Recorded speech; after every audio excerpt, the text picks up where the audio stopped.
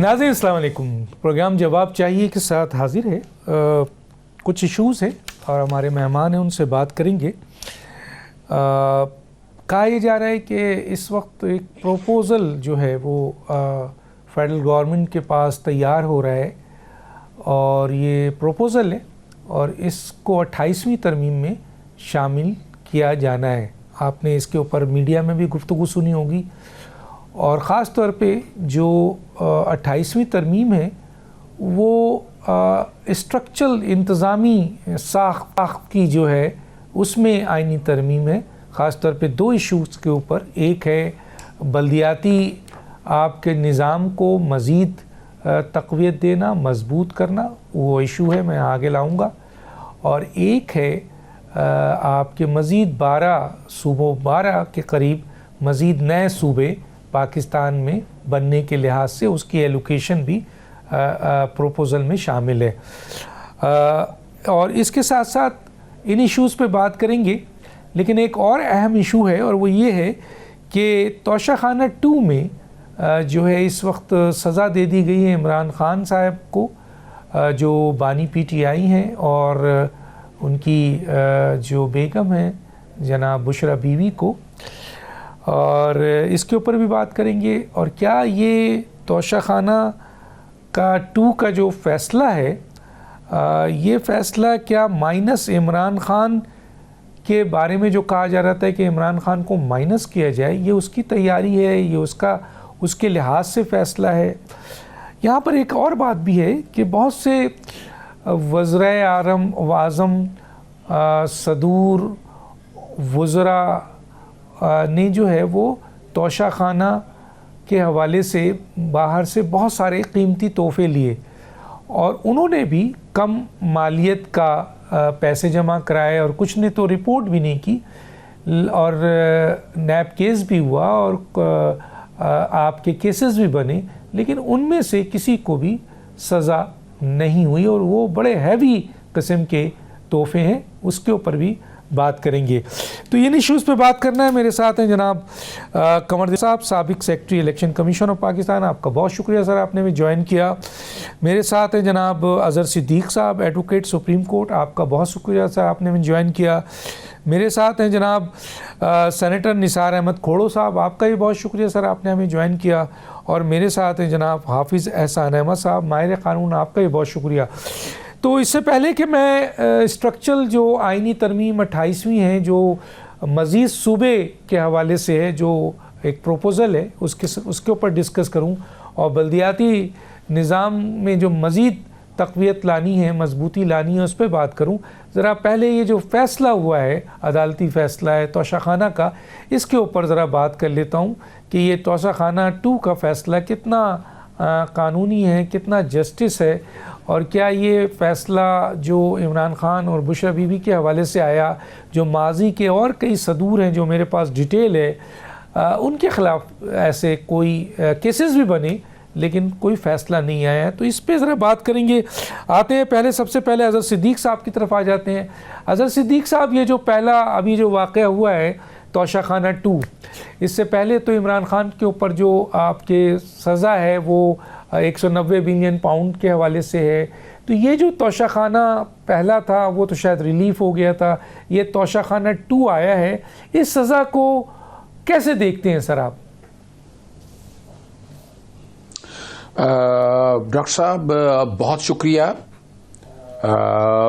रब्बे पाक का एक निज़ाम है और वो बड़ा ज़रूरी है समझने के लिए। मैं इब्तिदा आज उसी से करूँगा। जब मैं वकालत में आया ना, वकालत में आया तो मेरी माँ ने ना मुझे कहा कि 99 नाम पढ़ो, तो 2 नाम ऐसे थे, अल वकीलो और अल आदिलो।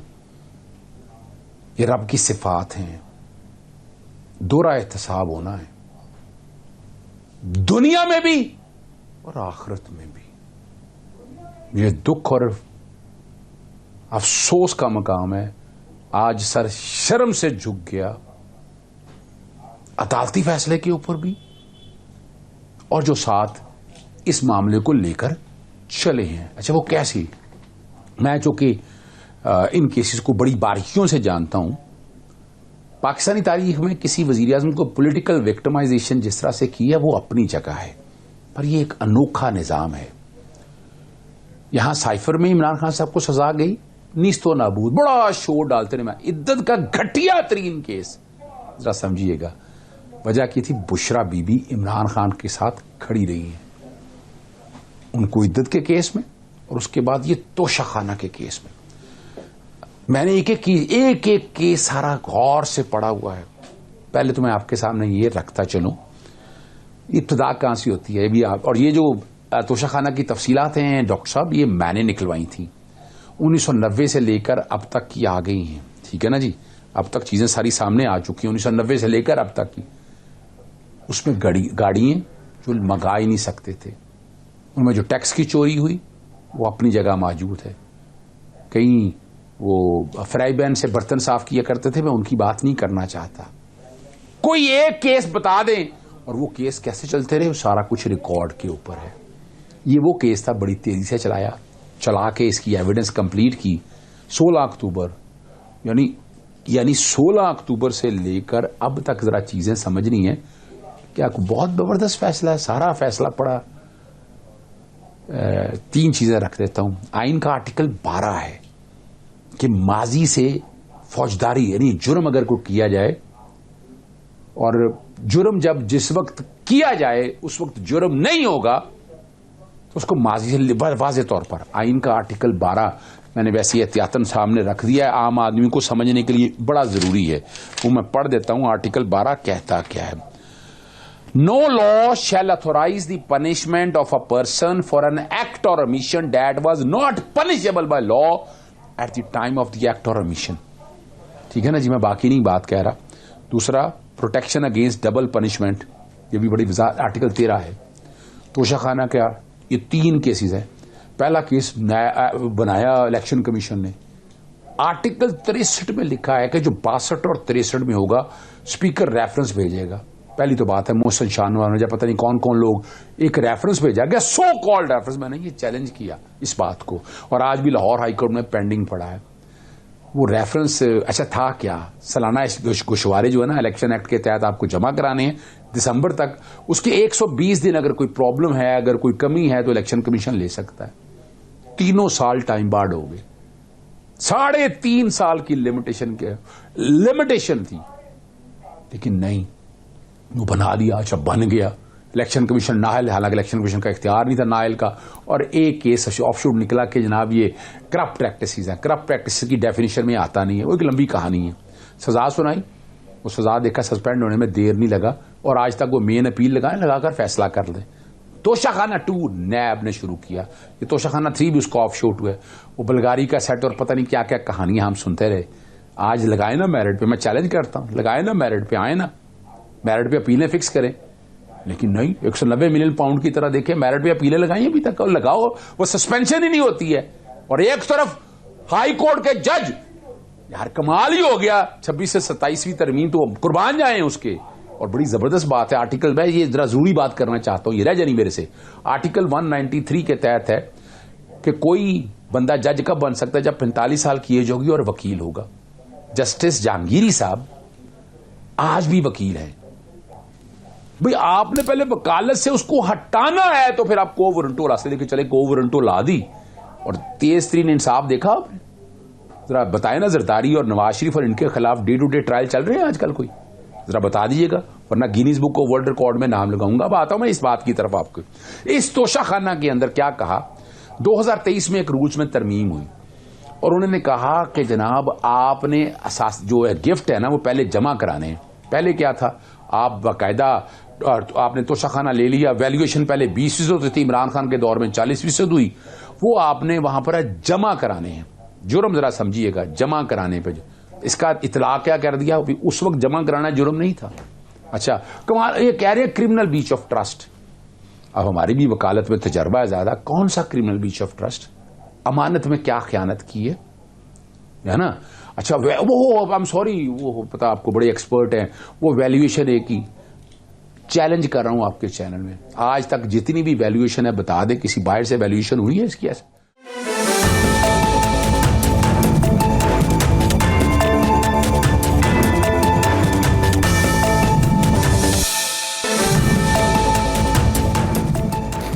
वेलकम बैक जी। मैं सार खोड़ो साहब, तोशा खाना केस के ऊपर जो सज़ा अभी इमरान खान साहब को और उनकी मिसेस को मिली है, अब इस सिलसिले में हुकूमत के जो लोग हैं, कानूनी माहिरीन, वो तो कहते हैं कि ये बिल्कुल सही सज़ा दी गई है, लेकिन बहुत सारे कानूनी माहिरीन का ये ख्याल है कि ये सज़ा में बहुत झोल है और ये मुनासिब नहीं है। और बहुत सारे माजी है के लोग हैं, अगर मेरे पास 2002 से 2022 तक की लिस्ट है, उसमें आसिफ अली जरदारी साहब, मियाँ नवाज शरीफ साहब, आरिफ अलवी साहब, शहबाज शरीफ साहब, यूसुफ रज़ा गिलानी, शौकत अज़ीज़, शाहिद खान अब्बासी, राजा परवेज़ अशरफ, ज़फ़रुल्लाह खान जमाली, इसाक डार, बिलावल भुट्टो जरदारी, शेख रशीद अहमद, शाह अहमद कुरैशी, खुर्शीद कसूरी, जहांगीर तरीन, इन पर भी तोशा खाना केस के हवाले से यही इल्ज़ाम है और कुछ के ऊपर तो केसेस बने मियाँ नवाज शरीफ वगैरह पे, लेकिन सज़ा नहीं मिली। आसिफ अली जरदारी साहब ने भी वही किया कि बहुत कम कीमत पे, जो कि आपके असल कीमत थी वो अदा नहीं की और बहुत कम कीमत पे उन्होंने ये तमाम तवाइफ हासिल की और मेरे पास डिटेल भी है। तो सर, आप ये समझते हैं कि ये जो इमरान खान को और बुशरा बीबी को जो सज़ा दी गई है, ये सही है, सही सज़ा दी गई है? पाकिस्तान में कहीं न कहीं तो रुकना पड़ेगा, कहीं न कहीं तो लाइन ड्रॉ करनी पड़ेगी। जब कोई केस चला और केस कोर्ट में चला, जिसमें मुद्दई भी, जवाबदार भी और अक्यूज जो करता है गवर्नमेंट भी, दोनों वहां मौजूद थे और केस लड़ा गया, केस में किसी को हार हुई, किसी को जीत हुई, तो कोर्ट के फैसले को रद्द तो तभी किया जा सकता है कि जब आप उसको रिव्यू पिटीशन में जाएं। अगर रिव्यू पिटीशन अलाउड नहीं है तो फिर वो बात करें, क्योंकि अगर इस्लामाबाद हाई कोर्ट ने सजा दी तो उसे कोई सुपीरियर कोर्ट भी तो मौजूद है। अगर आईनी कोर्ट बन गई अलग से और सुप्रीम कोर्ट बन गई अलग से, तो फिर भी कोई न कोई कोर्ट तो है ना जिसमें जाया जा सकता है। रिव्यू में जाएं, अपना केस लड़े और केस में अपनी आजादी की डिमांड करें। अगर कोर्ट मुनासिब समझती है आपको आजाद करेगी, नहीं तो सजा बरकरार रखी जाएगी। भुट्टो साहब भी तो रिव्यू में गए थे ना, उनको कोर्ट ने दे दी सजा, हाई कोर्ट ने, और उसके बाद 45 साल बाद नहीं, उस वक्त रिव्यू में गए थे। अभी तो हमने रेफरेंस भेजा था 45। अच्छा, उस वक्त गए थे। यस आई एम सॉरी, ना उस वक्त रिव्यू में गए थे। आज सुप्रीम कोर्ट तक पहुंची थी, सुप्रीम कोर्ट ने सजा दे दी, स्प्लिट डिसीजन था और जो सजा हुई से उस पर अमल भी हुआ, क्योंकि उस वक्त हाकिम जो थे आमिर ज़िया कहते थे कि पाकिस्तान में एक कब्र है जहां इसमें जा मैं जाऊंगा या भुट्टो जाएगा। ठीक है, ये तब की बात है। अभी तो हमने रेफरेंस दिया, शामिल दाखिल किया था, जिसको भी 16 साल लगे फैसला करने को। रेफरेंस को फैसला करने में 16 साल लगे और फिर जाके कोर्ट ने माना कि भुट्टो के साथ नाइंसाफी की गई थी। अभी शहीद भुट्टो 50 साल के बाद मासूम करार दिया जाता है, 50 साल के बाद कि जी उसके साथ बेइंसाफी हुई। लेकिन मैं यह कह रहा हूं कि अगर तोशा खाना में किसी को सजा हुई है, कोर्टों ने किस तरह से फैसला किया, इमरान खान के वकीलों ने किस तरह से केस को प्रेजेंट किया, किस तरह से वो दलाइल माने गए नहीं माने गए, अगर सजा हो भी गई तो आगे उसका क्या है? एक्सक्यूज मी, उसका है रिव्यू पिटीशन। रिव्यू पिटीशन में जाएं, अगर उनको आजाद करते हैं तो मुझे क्या एतराज है, किसी और को क्या एतराज है? अब मुझे आपने बड़ी लिस्ट बना दी, आपने बड़ी लिस्ट बता दी, उसमें आपने बिलावल भुट्टो जरदारी साहब का जिक्र किया। वो किसी पब्लिक ऑफिस में तो नहीं थे जी, आपने उसका नाम भी लिस्ट में डाल दिया। जी सर, वजीर खारजा के हैसियत से, वजीर खारजा की हैसियत से गए थे सर, उसके हवाले से। अच्छा होगा जी। वजीर खारजा तो जरूर बना था, मुझे भी याद है। ठीक है सर, लेकिन मैं तो समझता हूं कोर्ट का फैसला कोर्ट ही रिव्यू कर सकती है, उसमें ही किसी को रिलीफ मिल सकता है या नहीं मिल सकता। क्योंकि अगर दोनों फरीक शामिल हुए थे, केस लड़े थे, केस को अगर बायकॉट किया था तो और बात है, लेकिन जब केस लड़े थे तो फिर आपने माना कि कोर्ट है और उसी से इंसाफ की तवक्को आपने रखी। आपको नहीं इंसाफ मिला आपको सजा हो गई, उसका दावा क्या है कि आप रिव्यू जाएं, रिव्यू में जाके कुछ न कुछ करें लेट। चाहे वो 190 मिलियन पाउंड का केस है, अगर उसमें बहुत शुक्रिया सर आप, तो भी उसका भी रिव्यू है, तो भी उसका रिव्यू है। किसी और में भी जाए तो रिव्यू है। फॉरेन फंडिंग का केस अगर चला नहीं, अगर चला है तो अगर केस कोर्ट में चला है, उसका सब कुछ जो कुछ भी है कोर्ट के रिव्यू में एग्जाम मिला है। और यकीनन कोर्ट इंसाफ करने की कोशिश करती है, और हो सकता है इंसाफ आपके साथ अभी तक ना मिला हो, आगे मिल जाए।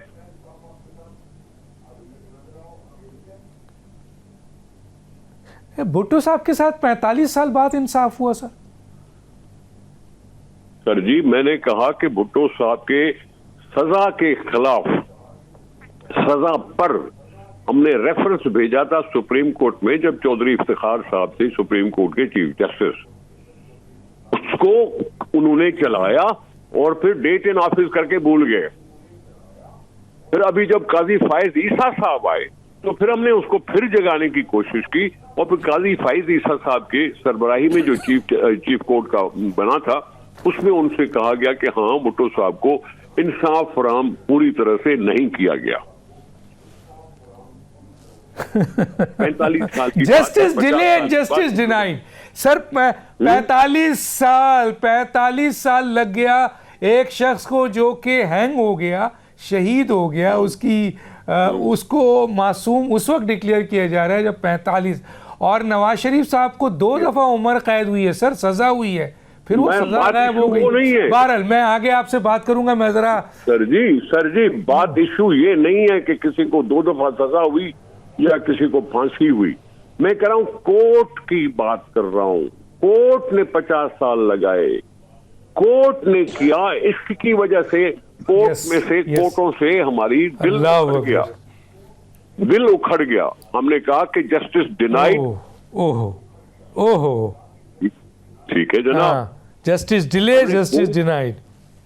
हाँ बिल्कुल सही कहा, बिल्कुल। जनाब मैं आता हूँ आपके पास, दोबारा आता हूँ। हाफिज एहसान अहमद साहब से भी ज़रा पूछ लेता हूँ। अभी तो मैं तोशा खाना पे आ जाऊँ, और अभी तो एक नई खबर आई है कि मज़ीद 10-10 साल है, और 9 मई के 5वें केस में भी 10-10 साल है। तो ये रेगुलर 10-10 साल आ रहा है, 14 साल आ रहा है, पता नहीं क्या होगा आगे।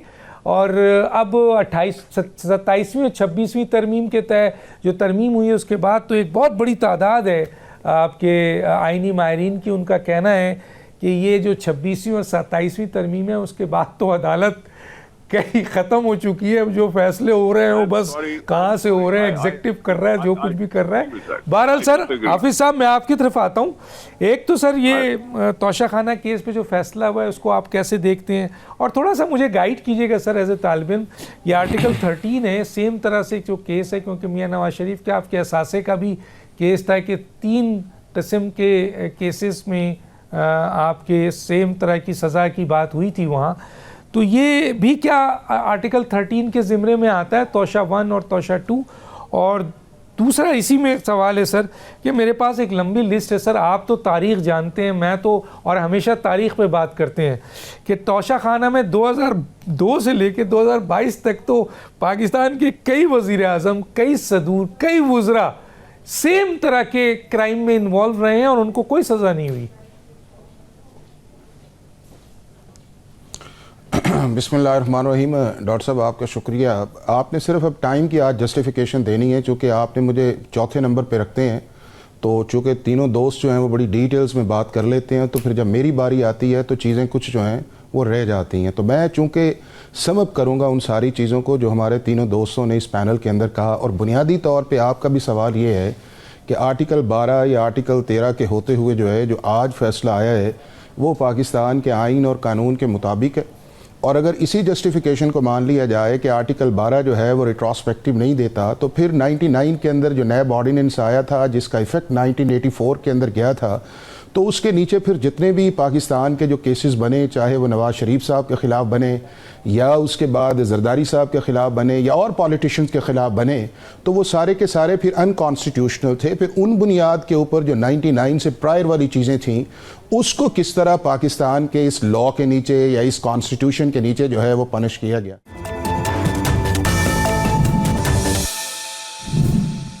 2018 के अंदर ये था कि पीटीआई की गवर्नमेंट थी और इन्होंने कहा कि हम इसकी वैल्यूएशन जो है, यानी कि आगे 30 था, इन्होंने 40% कर दिया, लेकिन इन्होंने वो गिव अप नहीं किया था कि अगर एक 12, 14, 15 साल की गलत प्रैक्टिस चल रही है और फॉर्मर प्राइम मिनिस्टर उसको गलत कहते रहे हैं कि प्राइम मिनिस्टर ऑफिस के अंदर ये ओहदे भी ले जाते हैं, ये तोहफे भी ले जाते हैं और इनको पूछने वाला कोई नहीं है, तो फिर फॉर्मर प्राइम मिनिस्टर को इससे डिस्टेंस कर जाना चाहिए था। फॉर्मर प्राइम मिनिस्टर ने अपने 3.5 पौने 4 साल के अंदर 108 गिफ्ट जो थे वो उनको दुनिया की दूसरी डिग्निटरीज ने दिए और उसमें तकरीबन आधे से ज्यादा जो थे डॉक्टर साहब वो प्राइम मिनिस्टर ने अपने पास रखे, जो अनप्रेसिडेंटेड इसका है। आप जरा दूसरे जो हैं उनका भी देख लें कि परसेंटेज क्या थी या इनका था। अब जब उस परसेंटेज के अंदर आप आए हैं और आपने जो है वो गिफ्ट लिया, आपने किया क्या? नंबर 1 ये है कि आपने वो गिफ्ट जो थे, वो जो कैबिनेट का रूल था क्लॉज 1 जो था, आपने डिपॉजिट ही नहीं करवाए। नंबर 2 आपने क्या किया कि जो डिप्टी मिलिट्री सेक्रेटरी था उससे एक बोगस लेटर निकलवाया गया, यानी कि ये कहा गया कि जी हमने डिपॉजिट करवा दिए हैं, उसने एक लेटर डाला, हालांकि कैबिनेट डिवीजन के अंदर ना उस 3 चीजें थी ना उसके बाद वो चीजें आई। नंबर 3 ये है कि अगर आपने एवेल्युएशन करवानी होती है तो गवर्नमेंट उस प्रोसेस के अंदर आती है। आपने एक प्राइवेट बंदा था जो इस्लामाबाद का था, जो ये बल्गेरी जो है ये एक इटालियन कंपनी है और इसकी जो एक फ्रेंचाइज थी वो स्विट्जरलैंड की थी, जहां से वो खरीद के जो है क्राउन प्रिंस की तरफ गया। अब जब गया वहां पे क्राउन प्रिंस के अंदर तो उसकी इंटरनेशनल रिकग्निशन है, ये इंटरनेशनल जो है उसका स्टैंडर्ड्स है। अब ये है कि इस्लामाबाद के अंदर बंदा बैठ के वो उसकी वैल्यूएशन कर रहा है कि जी ये मेरी वैल्यूएशंस के मुताबिक जो है इसकी जो अमाउंट बनती है वो 5.9 मिलियन बनती है, यानी कि 59 लाख बनता है। और उसका फॉर्मर प्राइम मिनिस्टर ने जो है उसी चीज को जो कस्टम के अप्रेजल से उन्होंने एंडोर्स कर दिया कि जी बिल्कुल इस शख्स ने जो ठीक कहा है वो बात मुनासिब है, और फॉर्मर प्राइम मिनिस्टर ने 2.9 मिलियन दे के वो कर गए। अब आप मुझे ये बताएं कि एक इतना बड़ा गिफ्ट जो है और सर्टिफाइड गिफ्ट है, इंटरनेशनल रिकग्नाइज्ड गिफ्ट है, आपने उसकी वैल्यू आपकी नोज के नीचे जो है वो सारा काम जो है, जो प्रिंसिपल सेक्रेटरी थे या ये सारे लोग थे, आपको अंदाजा नहीं था कि ये हो क्या रहा है और किस लेवल के अंडर वैल्यूएशन हो रही है।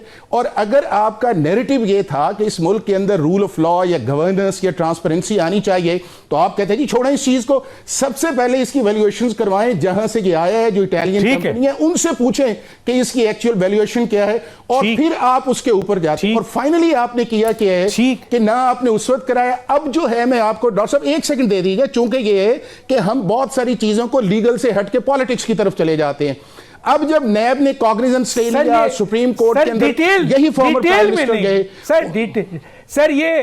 नहीं डॉक्टर साहब, बात ये नहीं देखेंगे है कि जब आप सारे जो फैक्ट्स हैं ना जब आप सारे फैक्ट्स, मेरा जो सवाल है नहीं, सवाल ये है कि क्या नहीं, मैं आपको बता रहा हूं ना, नहीं सवाल ये है सर, सवाल ये है कि जो सवाल है उसका जवाब सर आप अगर कहेंगे तो मैं तो सर पूरा एक दिन ले लूंगा इसके ऊपर बात करने में, लेकिन मसला ये है नहीं वो बात इस तरह, आपने सवाल किया आर्टिकल 12 का, आपने 13 का सवाल किया, आप पाकिस्तान के जस्टिस क्रिमिनल लॉयर से पूछें, आपने 13 का जवाब दिया, सिंगल ट्रांजैक्शन जो है उसकी, हाँ अब मैंने 12 का भी दे दिया, कि 12 का जवाब यह है कि इसी पाकिस्तान की सुप्रीम कोर्ट ने आपने दे दिया अप्लाई है। अगर आप दूसरों की बात करते हैं तो अगर आप गवर्नमेंट के अंदर थे सर, दूसरे तो आपको ट्राई करना चाहिए था ना उन लोगों को, या एक्सपेडाइट करना चाहिए था, तो वो आपने नहीं किया। अब ये कहना उस चीज के अंदर है कि एक चीज जो है वो 3,80,000 की, मैं एक जनरल बात पूछ रहा हूं, मैं एक जनरल बात पूछ रहा हूं, हाँ सर जनरल बात पूछ रहा हूं, ठीक है आपने ये जस्टिफिकेशन किया कि ये जो तोशा खाना 1 है और 2 है और 13 है, ये सब डिटेल में आपने दे दिया, क्योंकि मेरे पास टाइम होता है कम और सबको मैं लिमिटेड टाइम देता हूं। आप पहले नंबर पर आ जाइए, मुझे कोई एतराज नहीं है, बाकी को मैं बाद में ले लूंगा।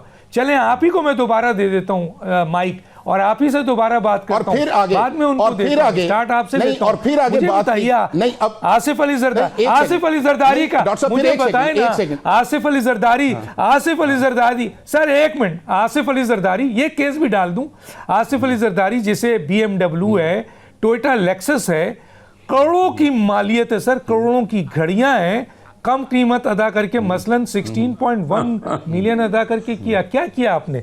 नवाज शरीफ साहब हैं, सुनिए, बुलेट प्रूफ गाड़ी है, मैं आपको बताता हूं, और गाड़ियां हैं, जेवरात हैं, कम कीमत पे अदा किया। अगर आप शहबाज शरीफ साहब ने डिक्लेयर नहीं किया, बिलावल भुट्टो साहब ने डिक्लेयर नहीं किया, तो मुझे अब इसका बताइए, अब इसका बताइए कि कानून इसके बारे में क्या कहता है, अब इसका बताइए, वो तो स्टैब्लिश हो गया, अब इसका तो बताएं। हाँ नहीं, मैं अब आप इस पे आ जाता हूं, 1 मिनट दीजिए। अब ये कि आप पहले इस चीज को मान ले कॉन्स्टिट्यूशनली जो है कि इंडिपेंडेंट ट्रांजैक्शंस रिट्रोस्पेक्टिव जो है वो पाकिस्तान की सुप्रीम कोर्ट या जजमेंट क्रिमिनल मैटर्स के अंदर अलाउ नहीं हो सकती। अब ये है कि आप ये जस्टिफाई करें कि चूंकि उन्होंने गलत किया है, उनको कोई पूछने वाला है तो मुझे कोई पूछा ना जाए, तो क्या क्रिमिनल मैटर्स के अंदर ये जस्टिफिकेशन है? और नंबर 2 ये है कि अगर आपकी 3.5 पौने 4 साल गवर्नमेंट थी, FIA आपके नीचे थी, नैब के अंदर आपकी अपॉइंटमेंट्स थी, तो आप इन चीजों को एक्सपेडाइट करते ना, आप प्रोसिक्यूशन को बेहतर करते, इनको सजाएं देते,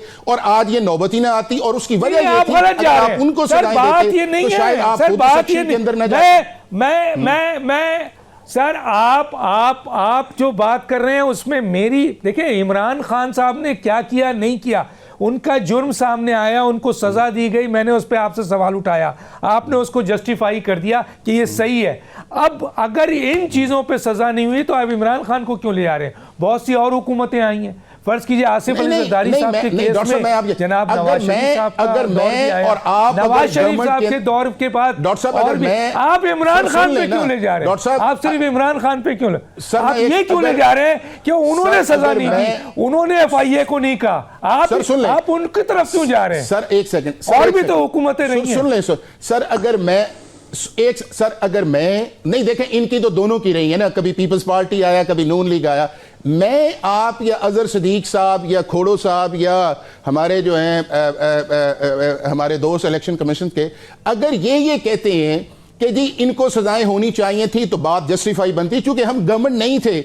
अब जो गवर्नमेंट के अंदर थे, जिनके पास ये पावर थी, जिनके पास ये इख्तियार था, उन्हें चाहिए था ना कि इन चीजों को किसी नतीजे पर पहुंचाते। मैं सवाल उठा रहा हूं, मैं सवाल उठा रहा हूं, सर आप वकील हैं, सर मैं सवाल गलत कह रहे हैं, मैं सवाल उठा रहा हूं, आप छोड़े अजहर साहब को, मैं आपसे सवाल उठा रहा हूं, मैं तो एक न्यूट्रल आदमी हूं ना, मैं तो एंकर हूं सर, मैं सवाल उठा रहा हूं कि ये जुर्म हुआ है, यही चीज हुई है, क्या होना चाहिए था? नहीं सवाल उठा ना डॉक्टर साहब ठहर जाए, छोड़े ठहर जाए। जुर्म ये है कि अगर आपने यही बात कहनी है, जुर्म तो वो है कि जो अदालत के अंदर साबित हो जाए।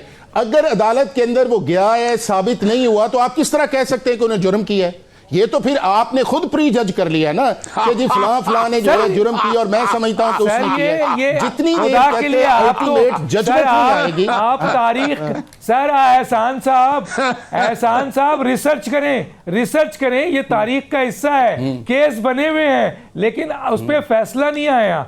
ये सारी चीजें किसी ने सजा दी है, अगर सजा दे दी है तो बात बिल्कुल ठीक है। यही तो पूछ, आप किस तरह कह सकते हैं डॉक्टर साहब, आप देखें कि यहाँ फिर केसेस को पॉलिटिकली लड़ लेना। बताएं, मैं सवाल उठा रहा हूं, जाने वो जाने जो प्रोसिक्यूटर थे वो जाने। चले मैं आता हूं जनाब अजहर सिद्दीक साहब के पास। अजहर सिद्दीक साहब क्या कहते हैं? अजहर सिद्दीक साहब जल्दी, ताकि 2 मेहमान और भी जल्दी करें सर। अच्छा, बहुत शुक्रिया। हाफिज एहसान खोकर साहब ने आपको बड़ी फिलॉसफी बता दी, बिल्कुल गलत बताई है। नैब लॉ जो है ना पार्लियामेंट ने बनाया था, माजी से आप अपने आर्गुमेंट्स पे बात करें अजहर। मैंने नहीं कहा कि आपने गलत किया है, सुन लें, आपने एक आर्गुमेंट बिल्ड किया, मैंने एक आर्गुमेंट बिल्ड किया, मेरी किसी चीज के अंदर नहीं है कि आपने गलत बोला है। छोड़ देना, ये आप जो है ना पॉलिटिकल नैरेटिव छोड़ें भैया, आपने आप ये ना कहें, आप कहेंगे मेरा ये ख्याल है, आप ये मैंने पूरे कहा, मैंने कहा कि आपने गलत किया, जरा यूं ले लें, आपने इंटरप्रिटेशन गलत की है। तो जो आप कर रहे हैं, जो आर्टिकल 12 की है या 13 की है, वो पाकिस्तान की सुप्रीम कोर्ट ने अगर कहा है तो आप किस तरह उसे जस्टिफाई कर सकते हैं? सुने मैं बताने लगा हूं आपको, वही बताने लगा हूं आपको। इन्होंने इंटरप्रिटेशन गलत की है। नैब लॉ में पार्लियामेंट ने तरमीम की और माजी से जराइम बनाए, ठीक है ना जी। माजी से कहा कि ये जराइम होंगे। जो तोशा खाना के हवाले से है, उसका अपना कोई कानून नहीं है, उसके लिए रूल्स हैं।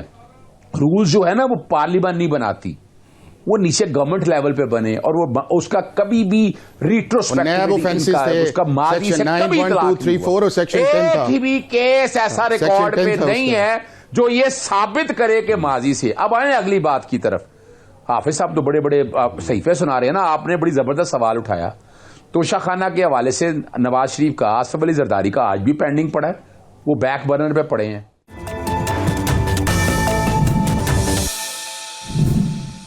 देखें ये जो तरीकाकार है ना, ये तरीकाकार रोकना होगा। पॉलिटिकल विक्टिमाइजेशन के हवाले, यानी बताएं ना, साइफर पे हाफिज साहब आके बड़े बुलंदो बांग दावे किया करते थे, कहां है वो केस? इद्दत पे आके इन्होंने पता नहीं क्या क्या फलसफे सुनाए इन्होंने आकर, वो कहां गया केस? ये तोशाखाना में बता रहे हैं, पर्सनल ना हो ना सर, पर्सनल ना हो, इलेक्शन कमीशन कभी एफआई। देखे ना, यहां बड़ी वजाहत के साथ बता दूं, ये खुदारा इस जुर्म में हिस्सादार मत बने। हम बात अगर गलत करेंगे तो अब हम जवाबदेही हमारी भी होनी है, यहां दुनिया में नहीं होनी तो आखिरत में होनी है। नहीं तो जवाब आप दें सर, लेकिन आप पर्सनल तो मत हो ना, आप पर्सनल मत हो अजहर साहब। आप उनका नाम, उन्होंने क्या बताया, सही बताया, गलत बताया, उन्होंने इंटरप्रिटेशन गलत की, उन्होंने इंटरप्रिटेशन गलत की है ना, मैंने बता दिया ना, बस ठीक है, इंटरप्रिटेशन गलत की है तो आप इंटरप्रिटेशन पता, फर्क पता होना चाहिए। ठीक है, आप जरा एक और सही डॉक्टर साहब एक और बात सुनिएगा, मुझे बताएं, यही नैब लॉ जल्दी जिसने पार्लियामेंट ने कहा कि करप्शन, आप अंदाजा लगाएं, करप्शन के सारे केस खत्म कर दिए नैब ने, इस पे कोई सवाल नहीं करता। और पीटीआई अमेंडमेंट लेके आई थी, आप ये देखें कि वो अमेंडमेंट कौन लेके आया था जिसमें एक्सक्लूजन आया था? ये मौजूदा पीटीआई लेके आई थी, आप देखें तो सही। और फॉर्मर प्राइम मिनिस्टर ने उसका क्रेडिट लिया था, चैलेंज किया था नैब की तरामीम को, गलत बात है। ऑर्डिनेंस आया था, जरा चेक कर लें, चैलेंज कर रहा हूं आपको, बताएं ये किसने तरामीम की है? वो जो सेक्शन 9 और सेक्शन 4 के अंदर अमेंडमेंट थी, वो पीटीआई ऑर्डिनेंस के अंदर लेके आई थी, और यही सुप्रीम कोर्ट के अंदर बात आई थी। यानी खुदारा यार, यानी ये जो करते रहे बैठकर अपनी मर्जी की तरामीम लेकर सच बोले, डाला गया था, जो किस गवर्नमेंट ने ऑर्डिनेंस लेके आई, सच बताए सारा क्या सच है? कमाल हो गया। गलत बात करते हैं। कमर दिलशाद साहब की तरफ आता हूं, टाइम नहीं है मेरे पास, टाइम नहीं है सर, मेरे पास टाइम, मेरे दोनों मेहमान वेट कर रहे हैं। किसने खत्म किए? मौजूदा पार्लियामेंट ने खत्म किया, सर हो गई बात, चले पिछली पार्लियामेंट में बैठ कर लीजिएगा सर। डॉक्टर साहब इस पे कल आपने प्रोग्राम करना है कि किस गवर्नमेंट के अंदर एक्सक्लूजन नैब के अंदर डाला गया फर्स्ट टाइम जी, वो जरा ऑर्डिनेंस चेक कीजिएगा। ठीक है, जरूर करूंगा,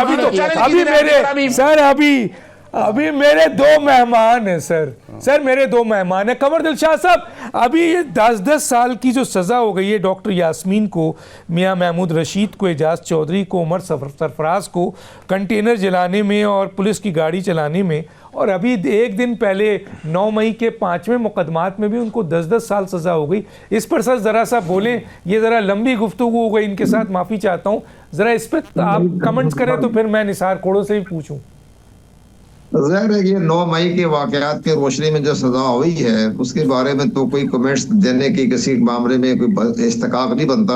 वो तो एक अदालती फैसला आ गया, उनको 10-10 साल की सज़ा दे दी है, उमर चीमा साहब भी आ गए, सब आ गए, लेकिन बाकी आगे हाई कोर्ट भी अपीलें हो सकती हैं, अपनी हाई कोर्ट में अपीलें करे, सुप्रीम कोर्ट पाकिस्तान भी है। लेकिन अब आपकी जो दोस्त हमारे अहबाब ने बड़ी अच्छी बात की तोशा खान के हवाले से, मैं एक मुख्तसर बात बताना चाहता हूँ। ये तोशा खान का जो मामला होता है ना, ये स्टेट को तोहफा दिया जाता है। इसकी सबसे बड़ी मिसाल ये है कि 1951 में गुलाम मोहम्मद गवर्नर जनरल थे, तो उनको जो मदीना मनवरा में वो गए तो शाह अजीज इब्न सऊद ने उनको मस्जिद नबवी के साथ महल दिया था, तो गुलाम मोहम्मद गवर्नर जनरल ने वो स्टेट को दे दिया। हालांकि इब्ने सऊद ने कहा ये मैं आपको तोहफा दे रहा हूँ, कहता नहीं मैं हुकूमत स्टेट का नुमाइंदा हूँ, तो उन्होंने स्टेट को दे दिया। इसी तरह हाईलैंड में जब मलका ने बेगम रना लियाकत अली खान को तो महल तोहफे में दे दिया, तो उन्होंने स्टेट को दे दिया। उसने मलका ने कहा नहीं तो मैं आपको जाती तौर पर दे रही हूँ, तो ये स्टेट का मामला होता है, ये स्टेट का तोहफा है, तो उन्होंने स्टेट को दे दिया। तो ये मामला अब हमारे भी जो हुक्मरान जो आ रहे हैं, कोई प्राइम मिनिस्टर भी हो, प्रेसिडेंट हो, जब उनको तोहफे मिलते हैं, ये स्टेट का तोहफा होता है, तो वो उसको जाती इस्तेमाल में ले आएंगे। नवाज शरीफ ने भी गाड़ियां इस्तेमाल की हैं, जरदारी साहब के बारे में भी खबरें आ रही थी कि उन्होंने भी गाड़ियां इस्तेमाल की हैं। तो वो सारी चीजें जो हैं, जितने भी तोशा खान के हमारे वज़ीर आज़म है, सदर हैं, अगर उन्हें तोशा खान से बददियानती या खयानत की है तो उनको भी सजा के तौर पर कटहरे में खड़ा करते हैं, जैसे आज इमरान खान को सजा हुई है, ताकि सबक मिल जाए। इनको हमारे शर्म नहीं आई, हमारे साबिक सदर को, प्राइम मिनिस्टरों को, कि जब उन्होंने गुलाम मोहम्मद गवर्नर जनरल ने तो इब्ने सऊद का तोहफा जो है वो स्टेट को दे दिया। इस तरह मजिस्ट्रेट बेगम लियाकत अली खान ने स्टेट को दे दिया, तो इनको सैलरी पैदा हो रही थी, स्टेट का तोहफा होता है, अपने घर में लेकर चले गए। फौज इमरान खान से गलती हो गई, सब गलती हो गई, ठीक है, बुशरा से गलती हो गई, लेकिन अब सजा मिल गई। अब आइंदा के जो हमारे माजी के, तो उनको भी सजा दे रहे हैं आप।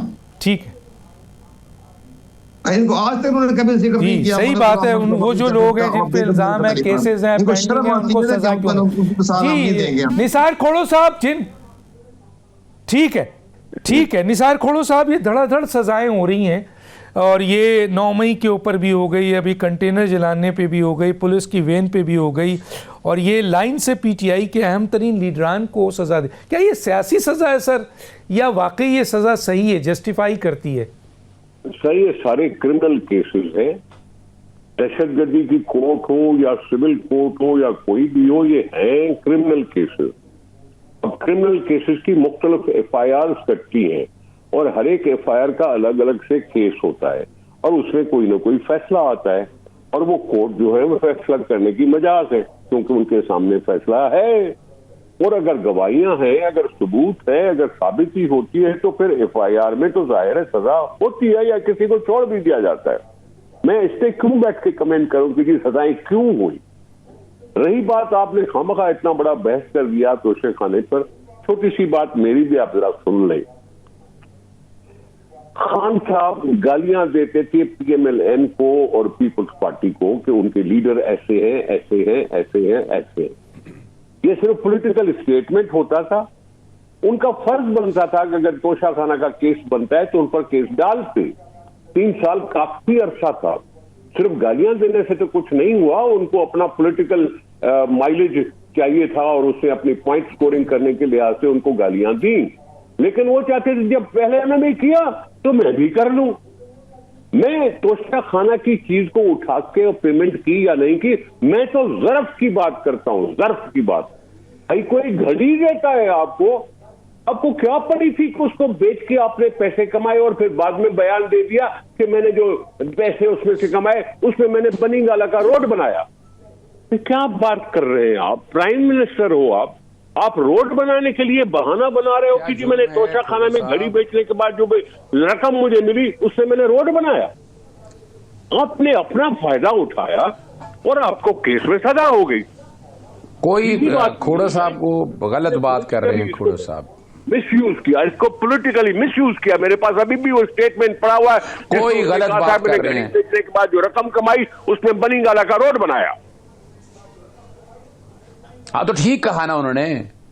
खोड़ो साहब क्या जुर्म किया हो या नहीं कहा हो, लेकिन हुकूमत है, प्राइम मिनिस्टर था, क्या लोगों को पैसे दिए कोई? क्या कानून में गुंजाइश नहीं है? क्या ये जुर्म था कि बेचा नहीं जा सकता? ये तो केस ही नहीं है, ये तो केस ही नहीं था ये वाला कि बेचना कोई जुर्म है। ये तो कोई जुर्म नहीं है।